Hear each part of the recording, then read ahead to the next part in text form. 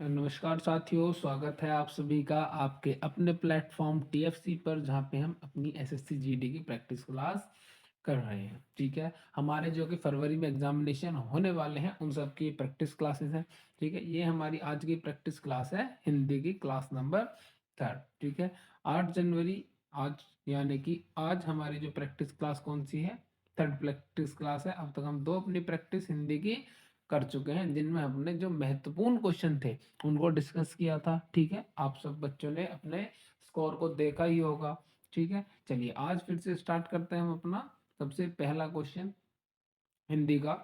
वे वर्ण जिनका उच्चारण स्वतंत्र रूप से होता है उनको क्या कहलाते हैं। ठीक है, वे वर्ण क्या होते हैं, जितने भी हमारे स्वर व्यंजन, उच्छिष्ट व्यंजन, इन सब का जो योग है वो हमारा वर्ण कहलाते हैं। ठीक है, वर्ण की कुल संख्या हमने पढ़ी थी, कितनी है हमारे 52 पढ़ी थी हमने। ठीक है, जिसमें से 11 हमारे स्वर थे, 33 हमारे व्यंजन थे, 4 उच्छिष्ट व्यंजन से, 2 योग भा थे, और 4 क्या थे, 4 हमारे थे संयुक्त व्यंजन। ठीक है, चलिए, तो इसमें से ही हमें बताना है कि वो वर्ण कौन से हैं जिनका उच्चारण स्वतंत्र रूप से होता है। ठीक, उनको हम क्या कहते हैं। ठीक, तो वे वर्ण हमारे कौन से होते हैं, स्वर होते हैं। ठीक है, जो हमारे 11 स्वर हैं वो होते हैं जिनका उच्चारण स्वतंत्र रूप से होता है या फिर किया जाता है। तो व्यंजन क्या होंगे, व्यंजन वे वर्ण होते हैं जो स्वतंत्र रूप से नहीं बोले जाते, जिनके उच्चारण में हमें जो स्वर हैं उनकी सहायता लेनी होती है। ठीक है, ये किसकी सहायता से बोले जाते हैं, हमारे स्वरों की सहायता से बोले जाते हैं हमारे क्या, जो व्यंजन है। ठीक है, ये व्यंजन जो है ये स्वरों की सहायता से बोले जाते हैं। जैसे कि कोई लेटर है का। ठीक है, तो इसको हम अगर इसका वर्गीकरण करें तो क्या होगा, क हलंत प्लस अ। ठीक है, ए, सॉरी। ठीक, तो इस तरह से हमारे, तो ये क्या है, हमारा स्वर है। ये व्यंजन जो है ये किसकी सहायता से बोला गया, स्वर की सहायता से बोला गया। का, ख, ग, ग, सब इसी तरह से इनका वर्गीकरण होता रहता है। अब कोई वर्ड है की, तो इसका उच्चारण या फिर जो हम वर्गीकरण करेंगे वो क्या होगा, का प्लस ई। ठीक है, तो ये होगा हमारा की। ठीक है, तो इस तरह से हमारे इन सब के वर्गीकरण होते हैं। ठीक है, इतनी बात को हमें ध्यान में रखना है। ठीक है, तो वे वर्ण जिनका उच्चारण स्वतंत्र रूप से होता है उनको क्या कहते हैं, स्वर। लेकिन वे वर्ण जिनका उच्चारण स्वतंत्र रूप से नहीं होता, अर्थात स्वर की सहायता से होता है, उनको क्या कहते हैं, हम व्यंजन कहते हैं। इस बात का भी आपको ध्यान में रखना है। ठीक है, ये आपके एक ही उसके अंदर 2 क्वेश्चन हो गए। ठीक है, चलिए नेक्स्ट है हमारा, उच्चारण के आधार पर स्वरों की कुल संख्या कितनी होती है। स्वर की कुल संख्या कितनी होती है, अगर हम उच्चारण के आधार पर बात करें, नॉर्मली हमारे स्वर कितने होते हैं, 11 स्वर होते हैं। ठीक है, कौन कौन से स्वर हैं इनके बारे में हम जानते हैं, कौन कौन से हैं, जैसे आ ए आ ई उ ऊ। ठीक है, ये हमारे स्वर हैं, कौन कौन से, देखो, ए, आ, ए, आ,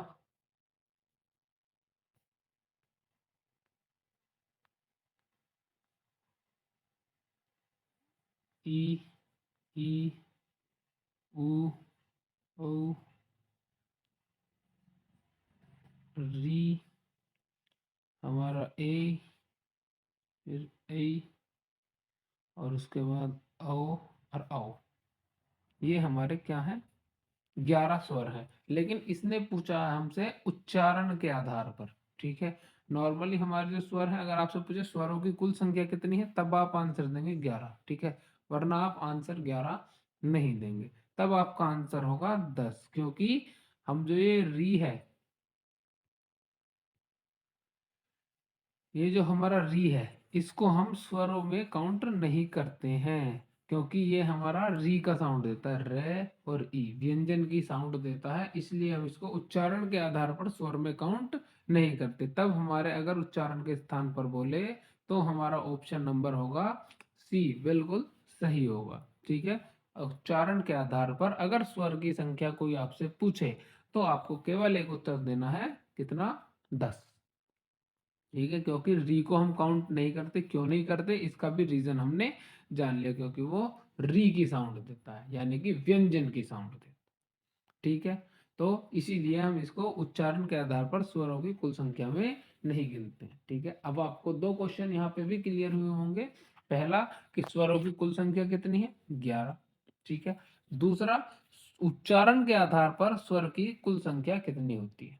कितनी होती है? 10 होती है। ठीक है, इस बात को भी आपको ध्यान में रखते हुए चलना ही होगा। ठीक है, चलिए नेक्स्ट। नेक्स्ट है हमारा, सही वर्तनी वाले शब्द का चयन करें। इनमें से वो बताना है जिसकी वर्तनी बिल्कुल सही हो, उच्च हो। ठीक है, बिल्कुल सही हो, कोई भी उसमें त्रुटि ना हो। ठीक है, इस तरह के क्वेश्चन भी आपसे आपके एग्जामिनेशन में पूछे ही जाएंगे। सही वर्तनी वाले एक सेंटेंस आते हैं जिनमें कोई वो ना हो, क्या ना हो? त्रुटि ना हो।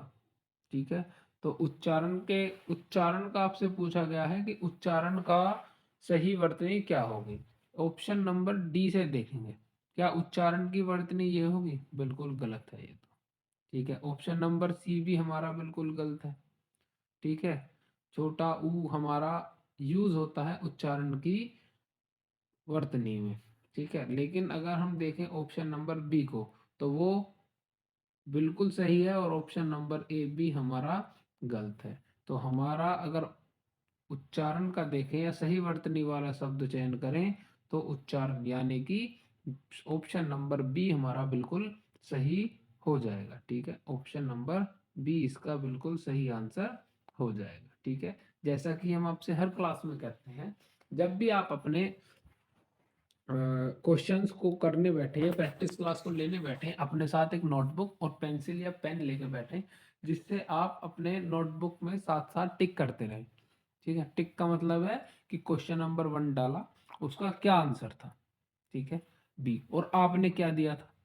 पहले क्या लिखना है कि आपका, आपके पॉइंट ऑफ व्यू से क्या आंसर है। जैसे ही क्वेश्चन स्क्रीन पर आया, आपको सबसे पहले अपना क्वेश्चन लिख लेना भी, ये क्वेश्चन था। अगर आपको उसका उत्तर पता है तो आप लिख लेंगे, जैसे इसका उत्तर बी था तो बी है। ठीक है, हमारी तरफ से आपको कंफर्मेशन मिल गया कि बी ऑप्शन है, तो आप उसको इस तरह से टिक कर लें। ठीक है, मानो आपने इसी क्वेश्चन का जो आंसर था वो आपने सी लिख लिया, लेकिन हमने बी बताया, तो आप इस पर क्रॉस कर देंगे। फिर लास्ट में आप देखेंगे आपका क्या स्कोर चल रहा है, तब आप बिल्कुल सेटिस्फाई होंगे कि हाँ भाई मेरी तैयारी इस लेवल की है, या एग्जाम में बैठ सकूं, या इस लेवल की है कि मुझे और थोड़ी मेहनत करने की आवश्यकता है। ठीक है, चलिए नेक्स्ट क्वेश्चन है, आधुनिक हिंदी के अनुसार संज्ञा के भेदों की कुल संख्या कितनी है? ठीक है, हमने संज्ञा के भेद पढ़े थे, उनकी संख्या हमने पढ़ी थी कितनी है। जब हमने संज्ञा पढ़ा था अपना, तब हमने उसके भेद पढ़े थे। ठीक है, अभी लास्ट क्लास जो हमारी शायद फर्स्ट क्लास हुई थी या सेकंड क्लास हुई थी, उसके अंदर प्रैक्टिस क्लास की बात कर रहा हूँ मैं, उसके अंदर ही हमने अपने क्या पढ़े थे, इनके भेद पढ़े थे। ठीक है, तो संज्ञा जो है, अगर हम इसकी बात करें तो इसके हमने भेद किस तरह से पढ़े थे। अगर हम प्रकार की बात करें, मूल प्रकार कितने हमने पढ़े थे? दो। कौन कौन से? यथार्थवाचक और भाववाचक। ठीक है, यथार्थवाचक के अंदर हमारे 4 पार्ट थे। ठीक है, 2 इनके अंदर पार्ट थे, इसके अंदर हमारे 4 पार्ट थे, एक इधर था, ये था भाववाचक। ठीक है, 4 कौन कौन से थे? व्यक्तिवाचक, जातिवाचक, पदार्थवाचक और समूहवाचक। ठीक है, ये हम भाववाचक। ठीक है, उसके अलावा हमने पढ़ा था एक संज्ञा का प्राचीन हिंदी के अकॉर्डिंग। ठीक है, प्राचीन हिंदी के अनुसार कितने भेद हैं? तो कितने भेद थे हमारे? टोटल 5 भेद। अगर आपसे पूछा जाए प्राचीन हिंदी के अनुसार हमें संज्ञा के भेद बताइए, तो आप कितने बचाएंगे? 5। कौन कौन से बताएंगे 5 के अंदर? जितने हमारे यथार्थ और संज्ञा दोनों के मिलाकर हैं, यानी कि व्यक्तिवाचक संज्ञा, जातिवाचक संज्ञा, भाववाचक संज्ञा, पदार्थवाचक संज्ञा और समूहवाचक संज्ञा। ठीक है, तो नेक्स्ट है हमारा, जो इसने हमसे क्वेश्चन पूछा गया है, जो हमसे क्वेश्चन पूछा गया है वो है, आधुनिक हिंदी के अनुसार हमारे कुल कितने भेद हैं? ठीक है, संज्ञा के कितने भेद हैं, भेदों की संख्या बतानी है। तो आधुनिक हिंदी के अनुसार हमारे केवल 3 ही भेद हैं, जो कि ऑप्शन नंबर डी में है। ठीक, ये ऑप्शन नंबर डी। ठीक है, कितने भेद हैं हमारे? केवल 3 ही भेद हैं। कौन कौन से हैं वो 3 में? व्यक्तिवाचक, संज्ञावाचक, सॉरी व्यक्तिवाचक संज्ञा, जातिवाचक संज्ञा और भाववाचक संज्ञा। जो आपके यथार्थवाचक, पदार्थवाचक और समूहवाचक थे, वो किसके अंदर आ जाते हैं? वो जातिवाचक के अंदर ही आ जाते हैं। ठीक है, जब भी आपसे ऐसा क्वेश्चन पूछे तो इस बात का बहुत ही बारीकी से ध्यान रखें कि उसने पूछा क्या है, आधुनिक पूछा है या मूल रूप पूछा है या फिर प्राचीन हिंदी के अनुसार पूछा है, तब उसका उत्तर दें। हड़बड़ाहट में, जल्दी में इसमें उत्तर ना दें, क्योंकि एग्जामिनर इसमें से क्वेश्चन आपसे पूछेगा ही पूछेगा। अगर संज्ञा चैप्टर में से उसका इच्छा है पूछने की, तो वो आपसे पूछेगा जरूर कि आधुनिक, प्राचीन या उसके अनुसार संज्ञा के कितने भेद होते हैं। ठीक है, तो आपका आंसर हमेशा ही होना चाहिए, जिस भी सिचुएशन से आपसे पूछा है, प्राचीन पूछा है, आधुनिक पूछा है या फिर मूल रूप पूछे हैं उसके। ठीक है, चलिए नेक्स्ट चलते हैं। इसका जो आंसर है हमारा ऑप्शन नंबर डी बिल्कुल सही आंसर रहेगा। ठीक है, चलिए नेक्स्ट है हमारा दौड़ना। दौड़ना एक शब्द दिया हुआ है, शब्द को भाववाचक संज्ञा में हमें बदलना है। ठीक है, दौड़ना कैसा शब्द है? हमारा क्रिया का शब्द है, क्योंकि इसमें दौड़ के साथ ना प्रत्यय लगा हुआ है। तो इसकी भाववाचक संज्ञा क्या होगी? भागना होगी? नहीं, ये भी हमारा क्या है? क्रिया है। ठीक है, चलना भी हमारा क्रिया का शब्द है। ठीक है, दौड़ इसकी भाववाचक जो है संज्ञा, बिल्कुल सही आंसर हो जाएगा। और भाग भी भाववाचक है, लेकिन इसका नहीं है, दौड़ना का नहीं है। ठीक है, चलिए तो दौड़ ही हमारा बिल्कुल सही आंसर हो जाएगा। ऑप्शन नंबर सी, दौड़ बिल्कुल इसका सही आंसर है। ठीक है, चलिए नेक्स्ट क्वेश्चन है हमारा, यह किसकी पुस्तक है? यह किसकी पुस्तक है में कौन सा सर्वनाम है? किसकी पुस्तक है? ये क्वेश्चन मार्क वाली बात आ गई एक, तो सबसे पहली ये। दूसरा, इसमें पूछा गया है किसकी, इसमें प्रश्न पूछा जा रहा है भाई ये जो पुस्तक पड़ी है ये किसकी है? भाई आपके पास मानो कोई भी चीज रखी हुई है, वो आपकी नहीं है, आप क्या पूछेंगे? आप कहीं बैठे हुए हैं, आपके पास एक पेन रखा है, बॉक्स रखा है या कोई बुक ही रखी है, मानो भाई इसमें पुस्तक की बात हो रही है, बुक ही रखी है, तो आप क्या पूछेंगे? भाई ये पुस्तक किसकी है? ठीक है, अब ये तो है नहीं कि आप उसको उठा के ऐसे ही पढ़ने लगेंगे या अपने बैग में रख लेंगे। ठीक है, तो आप क्या पूछेंगे? भैया ये पुस्तक किसकी है? कोई नहीं बताता है तो आप वहाँ पर जो इंचार्ज है जहाँ बैठे हैं या कोई रिसेप्शन है वहाँ पे जाकर सबमिट कर देंगे, भाई किसी की पुस्तक रह गई है, ये फलाना नाम लिखा हुआ है, नहीं लिखा हुआ है, जिसकी हो आप उसको दे देना। ठीक है, लेकिन इसमें हमें इससे कोई लेना, इसने पूछा है इसमें कौन सा सर्वनाम, इसमें किसकी हमें अनुभव क्या हो रहा है? हमें प्रश्न का। ठीक है, कि हमसे प्रश्न पूछा जा रहा है। ठीक है, हमसे क्या पूछा जा रहा है? प्रश्न पूछा जा रहा है। तो क्या निजवाचक है? नहीं, निजवाचक में तो अपने आप की बात होती है। क्या प्रश्नवाचक है? बिल्कुल सही, यही इसका आंसर हो जाएगा। संबंधवाचक है? बिल्कुल नहीं। निश्चयवाचक है? नहीं, बिल्कुल भी नहीं। ठीक, तो ऑप्शन नंबर बी हमारा इसके लिए बिल्कुल सही आंसर रहेगा। ठीक है, चलिए नेक्स्ट है हमारा, शायद रोहन पढ़ा हो में कौन सा काल बताइए? में काल बताना है आपको, शायद रोहन पढ़ा हो। शायद से आप क्या समझते हैं? भाई काल हम पढ़ चुके हैं, काल में हमने क्या क्या पढ़ा था? काल के भेद पढ़े थे, 3 भेद होते हैं। कौन कौन से भेद होते हैं काल के? 3। एक तो होता है हमारा भविष्य, भूत, वर्तमान, ये 3 हमारे भेद हैं, और इनके भी हमने भेद पढ़े थे। ठीक है, कि वर्तमान काल के कितने भेद होते हैं, भूतकाल के कितने होते हैं, भविष्य काल के कितने होते हैं। ठीक है, तो जैसे कि इसमें हमसे प्रश्न पूछा गया है कि शायद रोहन पढ़े, मतलब हमें सेंटेंस दिया गया, फिर पूछा गया है कि बताइए इसमें कौन सा काल होगा? संभाव्य वर्तमान काल होगा, संदिग्ध वर्तमान काल होगा, तात्कालिक वर्तमान काल होगा या फिर पूर्ण वर्तमान काल होगा? ठीक है, तो इसका जो ऑप्शन सही होगा, ऑप्शन नंबर ए। कैसे? भाई शायद से आप क्या समझे? शायद का मतलब संभावना है कि रोहन पढ़ा हो। शायद की जगह इस तरह भी लिख सकते हैं, भाई संभावना है कि रोहन आज पढ़ा हो। तो शायद का मतलब क्या हो गया? संभावना हो गया कि नहीं हो गया? तो ऑप्शन नंबर ए ही इसका बिल्कुल सही आंसर हो जाएगा कि नहीं, कि इसमें संभावना की बात कर रहे हैं। संभावना संभाव्य वर्तमान काल है। अगर ये होता संदिग्ध, जो ऑप्शन नंबर बी है, तो इसमें आ जाता रोहन पढ़ता होगा। संदेह है, पढ़ता भी है नहीं पढ़ता है। ठीक है, संदेह वाली बात, संदेह यानी कि डाउट। ठीक है।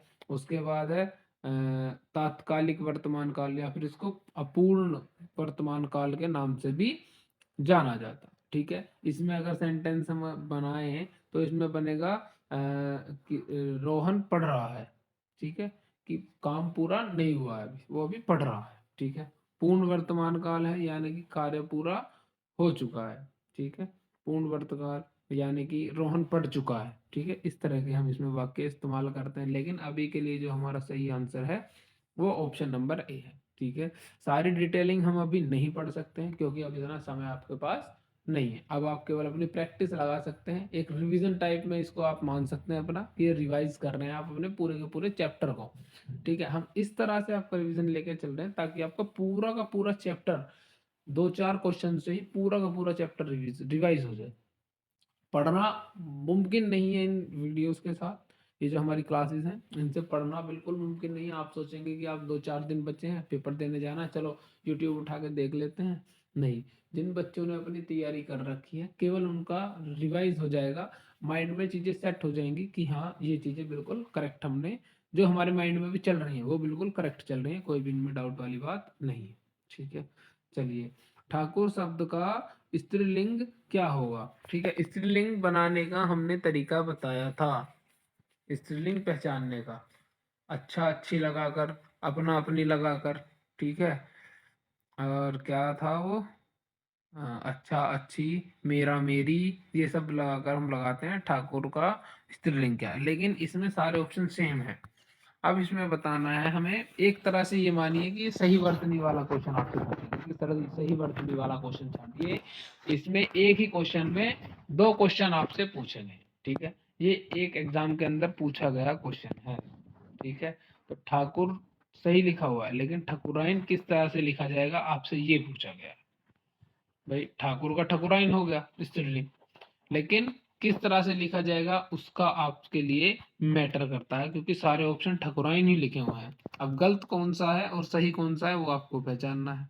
ठीक है, जैसे ऑप्शन नंबर ए ठाकुरिन लिखा हुआ है तो ये बिल्कुल गलत हो जाएगा।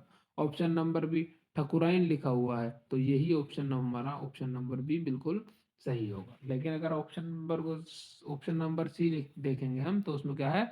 ठाकुराइन, ठाकुराइन, तो ये भी हमारा ऑप्शन गलत होगा। ठीक है। तो जितने भी हमारे ठाकुर भाई हैं वो तो इसको बिल्कुल सही से एकदम करेक्ट आंसर बता के आएंगे कि ऑप्शन नंबर बी ही इसका सही है, ठकुराइन। ठीक है, क्योंकि आ का डंडा गायब हो जाता है। ठीक है। चलिए, जब हम इनको ऐसे चेंज करते हैं, उसके नियम भी हमने लास्ट अपनी जो क्लासेस है उनमें पढ़ रखे हैं कि किस तरह से नियम इनमें हम यूज करते हैं। ठीक है। तो ठकुराइन जो है ऑप्शन नंबर बी बिल्कुल सही आंसर होगा। चलिए, नेक्स्ट है हमारा, निम्नलिखित में से विशेषण नहीं है। विशेषण की पहचान, सबसे पहले आप ये समझिए कि विशेषण की पहचान कैसे होती है। कोई भी वर्ड है आपको विशेषण की पहचान करनी है, उसके आगे व्यक्ति लगा के देख लीजिए। ठीक है, तो आप बता पाएंगे कि क्या है, ये विशेषण है या नहीं। ठीक है, जैसे ईमानदार व्यक्ति, तो ईमानदारी व्यक्ति नहीं होगा। ठीक है, ईमानदार व्यक्ति होगा, बिल्कुल सही है ऑप्शन नंबर बी। बेईमान व्यक्ति, ये भी होगा, बिल्कुल सही है। मोटा व्यक्ति, ये भी बिल्कुल सही है। तो ऑप्शन नंबर ए है आपका इस क्वेश्चन का आंसर, क्योंकि इसने क्या पूछा है? विशेषण नहीं है। ठीक है, इस चीज का हमें खासकर ध्यान रखना है कि वो हमसे क्या पूछ रहा है, विशेषण नहीं है। ठीक है, तो उससे आपको ये नहीं है भाई, मानो आपने एक ऑप्शन पढ़ लिया वन, ये तो गलत आ गया, ऑप्शन नंबर ए गलत है। या फिर मानो सही भी आ गया, ईमानदार आ गया, ठीक है। और आपने उसको ही टिक कर दिया कि भाई यही विशेषण है, लगा दो। भाई मुझे तो बताया था कि व्यक्ति लगा के देख लो, ईमानदार व्यक्ति, बिल्कुल सही है। ईमानदारी व्यक्ति नहीं होता है, ठीक है, तो आप उसको ही सही करके आ जाएंगे। तो इसमें ये जरूर देखना है क्या पूछा, विशेषण है पूछा है या विशेषण नहीं है पूछा। ठीक है, तो इसका आपको खासकर ध्यान रखना ही रखना है। ठीक है, चलिए नेक्स्ट है हमारा, हिमालय से गंगा निकलती है में कारक बताइए। ठीक है, इसमें हमें क्या प्रतीत हो रहा है, इसमें हमें प्रतीत हो रहा है अलगाव, यानी कि गंगा हिमालय से अलग हो रही है, ठीक है, निकल रही है। ठीक है, और अलगाव की स्थिति में हम क्या करते हैं, जो हमारा इससे है इसको हम क्या बोलते हैं, अलगाव का। भाई जैसे हिमालय से गंगा निकल रही है तो इसमें क्या हो रहा है, अलगाव हो रहा है, ये अलग हो रही है। ठीक है, तो अलगाव का हमारा था आपादान कारक।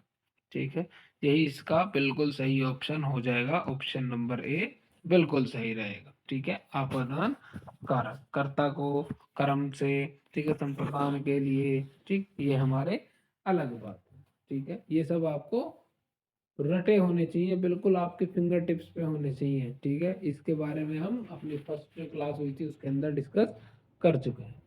ठीक है, चलिए नेक्स्ट है, निम्न में से गलत वर्तनी वाला शब्द का चयन करें। ठीक है, अब इसमें तीन जो है वो बिल्कुल सही है और एक गलत है। ठीक है, तो उसका आपको क्या करना है, चयन करना है कि सही वर्तनी किसकी नहीं है। ठीक है, तो इसमें गलत वर्तनी वाले शब्द का आपको बताना है, वही आपका सही आंसर हो जाएगा। ठीक है, चलिए तो इसके अंदर अगर हम चेक करें तो सबसे पहले जैसे कि हमारे रुपया लिखा हुआ है तो ये बिल्कुल रुपये बिल्कुल सही लिखा हुआ है। ठीक है, ये रुपये भी बिल्कुल सही लिखा हुआ है। अगर किराए की बात करें तो किराया भी बिल्कुल सही है। तो क्या विशेषण गलत लिखा हुआ है, तो विशेषण भी हमारा सही लिखा हुआ है, तो इसमें तो कोई भी त्रुटि है ही नहीं। तो ये हमारा एरर वाला ऑप्शन आ जाएगा, इसमें सबके लिए मार्क्स हैं। ठीक है, कोई भी इसका ऑप्शन है ही नहीं। ठीक है, तो ये सारे ही सही हैं। भाई देखो विशेषण की भी ये बिल्कुल सही है, रुपये हम दो तरह से लिख सकते हैं। ठीक है, ऐसा अगर ऑप्शन आ जाए ना कहीं पे कि ये रुपये ये वाला और ये वाला, ठीक है, तो ये टिक मत कर देना भाई, इन दोनों में से एक तो गलत होगा, हमने तो ये वाला ज्यादा देखा है लिखा हुआ, आपके देखने से कुछ नहीं है। ठीक है, दोनों की वर्तनी सही है। और दूसरा, एक किराए ऐसे भी लिखा जाता है और किराए ऐसे भी लिखा जाएगा। ठीक है, ये भी बिल्कुल सही है। ठीक है, एक अनुयायी, अनुयायी होता है, अनुयायी की अगर बात करें, ये भी अनुयायी बिल्कुल सही है। और एक अनुयायी, एक मिनट,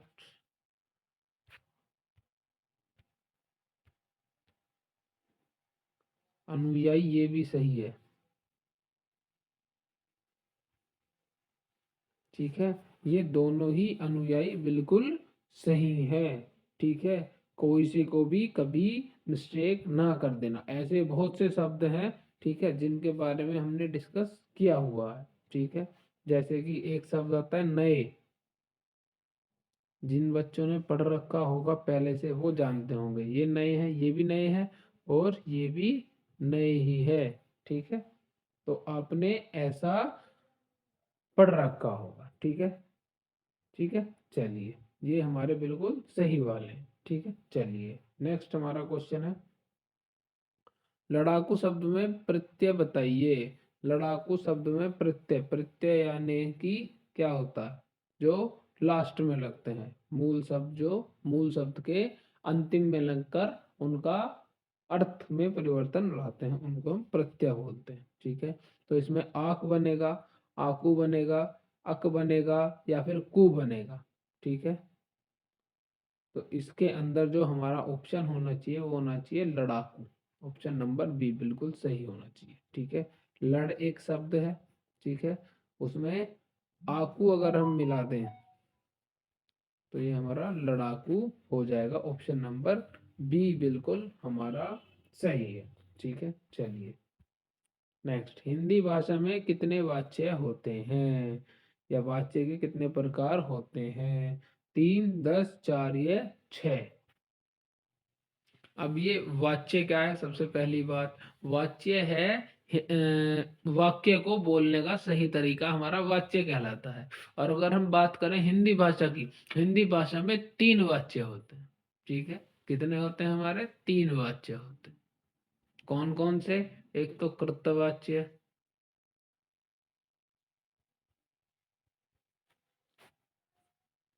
ठीक। दूसरा है हमारा कर्मवाच्य,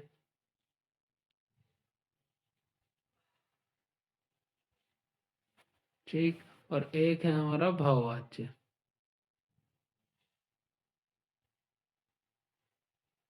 ठीक है, तो इसके अंदर हम क्या सीखते हैं वरना कि किसी भी वाक्य को किस प्रकार से बोलना है। ठीक है, उसके आगे पीछे क्या, जैसे कि एक एग्जांपल की अगर हम बात करें, एक एग्जांपल है रोहित ने दूध पिया।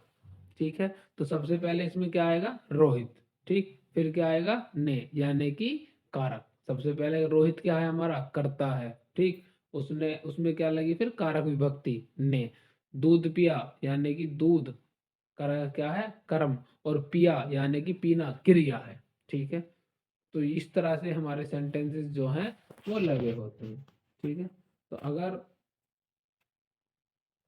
और कुछ इसमें ऐसा है नहीं। ठीक है, तीनों उसको याद रखना। और उसका ऑप्शन ए बिल्कुल सही। ठीक है, ए।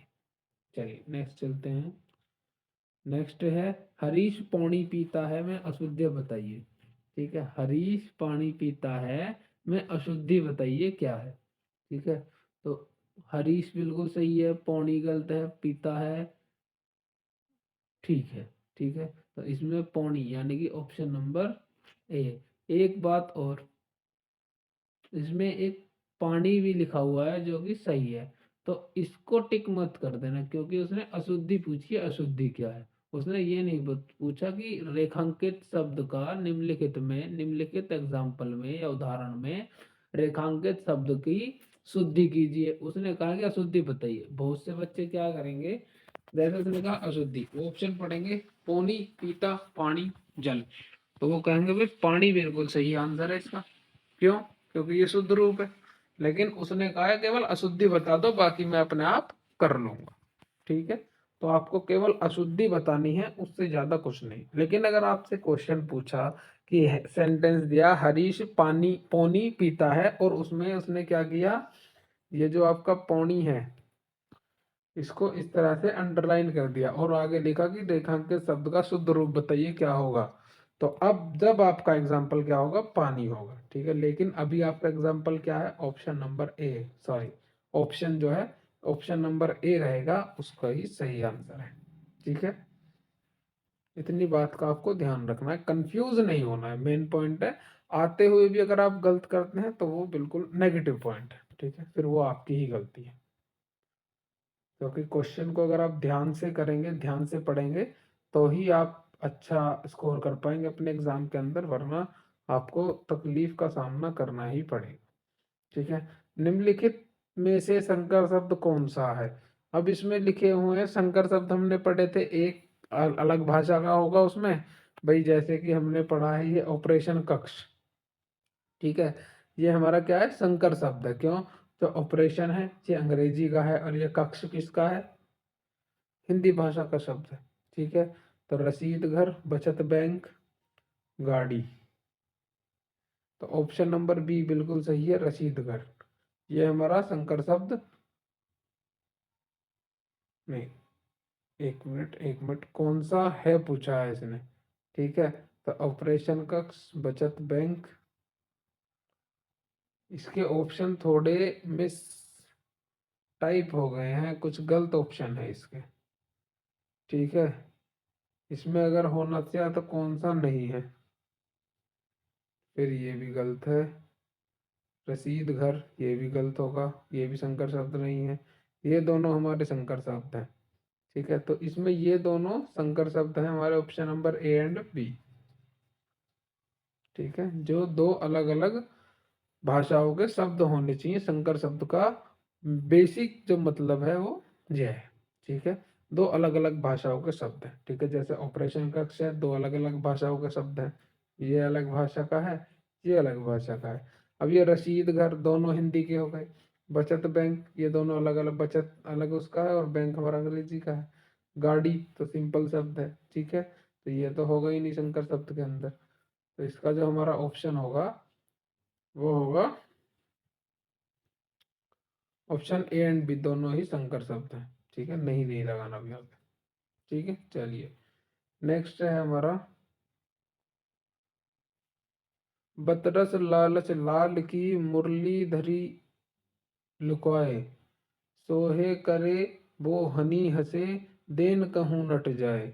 इसमें किस तरह का भाव आपको दिखाई दे रहा है, ये इसमें कौन सा रस है ये बताना है आपको, ठीक है। इसमें क्या है, एक ठिठोली वाला है कि जो कृष्ण जी की है वो मुरली छुपा ली है सखियों ने, और अब देने को कह रही है, तो कह रही है कि हमें नहीं पता, और मुस्कुरा रही है मन ही मन, ठीक है। तो इस तरह से अर्थ है। तो इसमें संयोग यानी कि प्रेम वाली बात है, ठीक है, सी ठिठोली प्रेम वाली बात है। तो इसका जो ऑप्शन होगा वो श्रृंगार रस होगा, ठीक है, क्योंकि इसमें कोई ऐसा दुख वाली बात नहीं है, ठिठोली हंसी कर रही है, ठीक है, उन कृष्ण जी को छेड़ रही है एक तरह से, ठीक है। तो इसके अंदर क्या होगा, श्रृंगार रस यानी कि संयोग वाली बात है, ठीक है, प्रेम की बात है, प्रेम में ही छेड़ते हैं, ठीक है। तो इसके अंदर ना तो करुण रस होगा ना वीर रस, पे वीरता की कोई बात नहीं है भाई, किसी ने चोरी करके और आपकी कोई चीज छुपा ली, तो वीरता कहोगे भाई हाँ भाई बहुत वीर आदमी है तो इन्होंने मेरी मुरली छुपा ली, ठीक है। तो वीर कुछ है ही नहीं इसमें, ठीक है।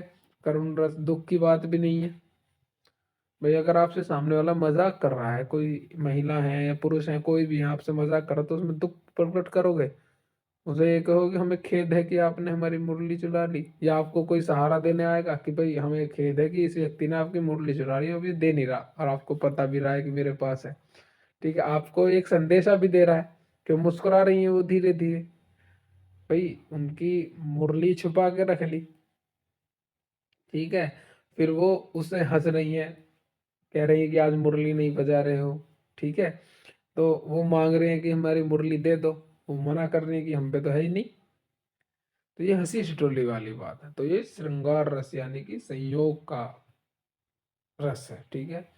रस के कितने अंग होते हैं, दो चार तीन या पांच। रस के कितने अंग है इसके बारे में हम पहले पढ़ चुके हैं, ठीक है। तो रस के अंग क्या है, ऑप्शन नंबर ए दो, चार, तीन या फिर पांच। तो उसका ऑप्शन नंबर होगा बी, यानी कि चार अंग होते हैं रस के। कौन कौन से, एक होता है स्थाई भाव,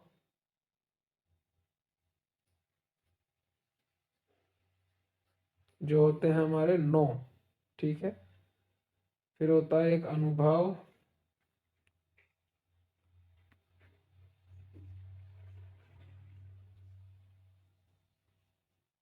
अनुभाव होते हैं हमारे चार। उसके बाद होता है हमारा विभाव, जो कि होंगे हमारे दो। और एक होता है हमारा संचारी भाव, जिनकी संख्या कितनी होती है,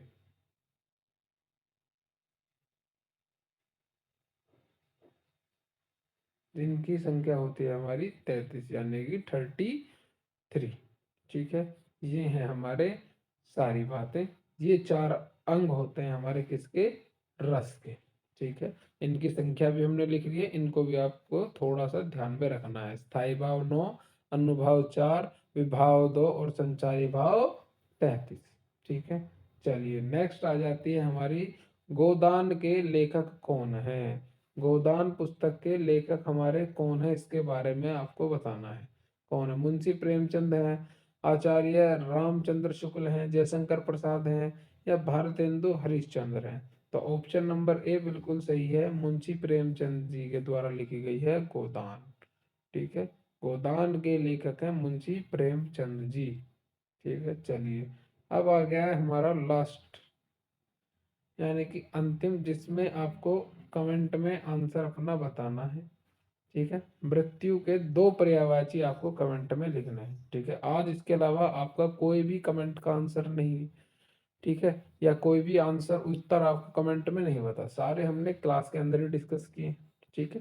तो आज हमारा जो लास्ट क्वेश्चन है, मृत्यु, मृत्यु के 2 पर्यायवाची आपको अपने कमेंट बॉक्स में लिख के जाने हैं। ठीक है, नीचे कमेंट में बॉक्स करें, जिसके बिल्कुल सही होंगे उसके कमेंट हम पिन कर देंगे। ठीक है, तो आपको कमेंट में बताना है कि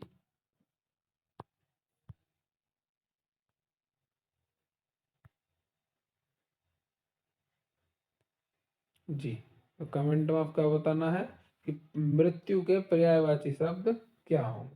ठीक है, और बाकी आपकी तैयारी जहाँ तक भी है, मुझे उम्मीद है अच्छी चल रही होगी, आपका रिवीजन बहुत अच्छे से हो रहा होगा। ठीक है, आप अपनी प्रैक्टिस लगातार कर रहे होंगे जब तक आपका एग्ज़ाम आएंगे। जिन बच्चों के एग्ज़ाम स्टार्टिंग में है वो थोड़े स्ट्रेस में होंगे, तो कोई ऐसी स्ट्रेस वाली बात नहीं है। ठीक है, और लेकिन जिनके एग्ज़ाम जो है वो लास्ट में है, यानी कि फरवरी के लास्ट में है, थोड़ा लेट है। ठीक है, तो उनको थोड़ा ये फीलिंग होगा कि हमें थोड़ा सा पता चल जाएगा, लेकिन अगर आपके ऑनलाइन एग्जाम है तो उसमें पेपर वगैरह मिलते नहीं, तो इतना एग्जैक्टली आपको नहीं पता चल पाता कि क्या आपके जो एग्जाम का पैटर्न है। लेकिन आप कुछ बच्चों से आइडिया हो जाता है कि इस तरह का पैटर्न आ रहा है, तो आप थोड़े से प्रिपेयर और हो सकते हैं। लेकिन प्रैक्टिस, जो लास्ट वाले बच्चे हैं उनके पास ज़्यादा समय है, तो प्रैक्टिस अपनी करते रहें, प्रैक्टिस को ना छोड़ें, पुरानी वीडियोस को, क्लासेस को उठा के देखते रहें, विलोम शब्द, ये इन शब्दों की प्रैक्टिस आप करते रहें ज़्यादा से ज़्यादा। और कोई भी ऐसी परेशानी में ना आए, बिल्कुल भी, केवल आप प्रैक्टिस करें, कुछ भी नया आप गेन करने की कोशिश ना करें। ठीक है, जो आपने पढ़ लिया है उसका रिवीजन करें, क्योंकि जो आपको आता ही नहीं उसका तो आपको ये संतुष्टि है कि वो तो हमने पढ़ा ही नहीं तो आएगा कैसे। लेकिन जो आपने पढ़ रखा है और उसका रिवीजन किया नहीं, एग्जाम टाइम में वो दिमाग से निकल गया, तो उसका रिग्रेट बहुत समय तक रहता है कि अगर इसको मैं समय से पढ़ लेता या फिर इसको अच्छे से प्रिपेयर कर लेता तो मुझे आज ये दिन नहीं देखना पड़ता, है ना। तो आज मैं इस क्वेश्चन को यहाँ पे सही करके जाता बिल्कुल। तो इस तरह का आपके अंदर भाव नहीं आना चाहिए। जो आपने अगर एक बार कोई चीज़ पढ़ ली तो उसका अच्छे से रिवीजन करें और उसको बहुत बेहतरीन कर लें कि आपके एग्ज़ाम के अंदर अगर उस पॉइंट से कुछ भी आ गया, कुछ भी, वो सब आप एकदम अच्छे से, बिल्कुल ये लो जी इसका आंसर ये होगा, बिल्कुल कॉन्फिडेंस से आप उसका उत्तर दे के आए। ठीक है, चलिए, बाकी मिलते हैं आपसे नेक्स्ट क्लास में, तब तक के लिए आप अपना रिवीजन करते रहिए। ठीक है, और पढ़ते रहिए।